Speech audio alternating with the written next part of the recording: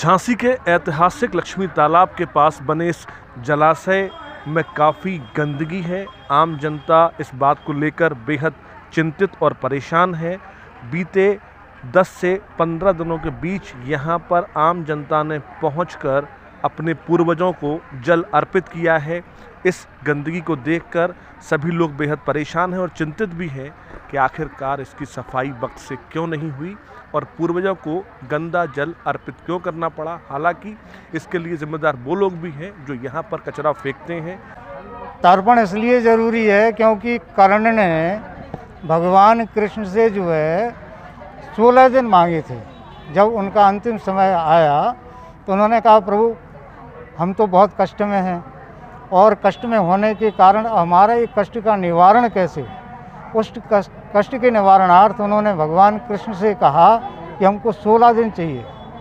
तो ये कर्ण के दिन है ना, इसको हमारे यहाँ बुंदेलखंड में कहते हैं कि कनागत, करह दिन बोलते हैं, बहुत से लोग कनागत बोलते हैं। जबकि ये कर्ण के दिन है, 15-16 दिन पड़ते हैं साल भर में। तो उन दिनों में उनके नाम से इसमें हमारे भीष्म पितामह को भी जल दिया जाता है, भगवान विष्णु को भी दिया जाता है, ब्रह्मा को भी दिया जाता है, रुद्र को दिया जाता है, माता गायत्री को दिया जाता है, ऋषियों को, देवताओं को और पितरों को।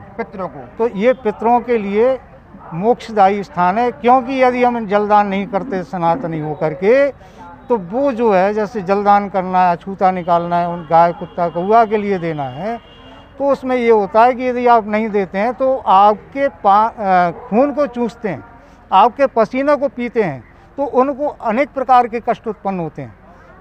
जब उनको कष्ट होंगे तो उनकी संतानें जो है परेशान होंगी।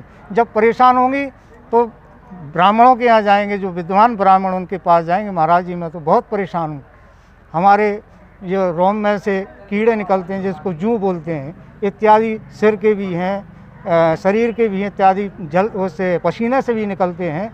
तो ये उस रूप में उस मनुष्य के शरीर में से पीते हैं। तो जब वो पीते हैं तब उनको संतुष्टि होती है। क्यों, उनको तो चाहिए, प्यासे हमारे पिता बुजुर्ग हैं, उनको हमारा धर्म बनता है कि हम अपने माता पिता का, जिन्होंने हमको जन्म दिया है, पाला पोसा है, उनको पानी पिलाया है, उठ के चलना सिखाया। गुरुजी जो लोग हिंदू नहीं हैं उनके यहाँ भी तो पूर्व खत्म होते हैं, उनके कैसे पूर्ति होती होगी? उनकी जैसे जैन धर्म है, जैन धर्म में भी हमारे यहाँ है, बौद्ध धर्म में भी है, अनेक नाम अलग हैं, कर्म वही हैं, चाहे सिया हो चाहे सुन्नी हो, उसमें भी सब धर्म में हैं, लेकिन उनकी क्रियाएं और उनके नाम बदल गए हैं। है सभी में, ऐसा नहीं कि केवल सनातन में। सनातन धर्म में एक मुख्य, सनातन धर्म से ये सारे जो है पंथ निकले हैं, धर्म निकले हैं, पंथ निकले हैं, ये सनातन धर्म का ही है। इतना गंदा पानी, गंदगी है, इसमें तकलीफ नहीं हो रही? नहीं, तकलीफ तो साहब हमको भी होती है, हमारे पूर्वजों की होती है। हम लोग तो जो है इसलिए उनको शुद्ध जल के लिए वो टब ले करके आते हैं कि कम से कम यहाँ आकर के अपने माता पिता को, पूर्वजों को जलदान करें। अगर प्रशासन हमारा सहयोग करे तो प्रतिवर्ष जो ये गंदगी होती है तो हम अपने पूर्वजों को, जो सनातनी हैं, उनके पूर्वजों को शुद्ध जल प्राप्त हो जाए, जिससे कि ये जितने भी जलदान करने आते हैं, हमारे भक्त आते हैं, हमारे ब्राह्मण जो जलदान कराते हैं, उनको भी संतुष्टि होगी। इस समय हम लोगों को भी संतुष्टि नहीं है। जो ब्राह्मण हैं वो जलदान जरूर करा रहे हैं, लेकिन उनको संतुष्टि नहीं है, लेकिन कराना है, चूँकि जजमान आते हैं तो हमको करना पड़ता है। वैसे गुरुजी इसकी सही प्रक्रिया क्या है? क्या साफ स्वच्छ पानी हो, एक जलाशय हो, क्या होता है इसमें?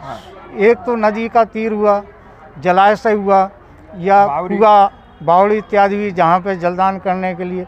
तो ये जो जल है, देखिए ब्रह्मा विष्णु महेश जो हमारा कुशाग्र होता है, ब्रह्मा है, विष्णु है और शिव हैं, ये तीनों हैं। तो इन तीनों देवताओं के निमित्त जो हमारे पूर्वजों को जल प्राप्त होता है। घर में भी कर सकते हैं टब रख करके, लेकिन हमारे गंगा जी, यमुना जी, जो भी नदियाँ, नदियों के तीर पे या जहाँ जलाशय हैं, तालाब हैं, कुआं हैं, बावड़ी हैं, वहाँ आकर के करें तो अक्षय तृप्ति उनको प्राप्त होती है।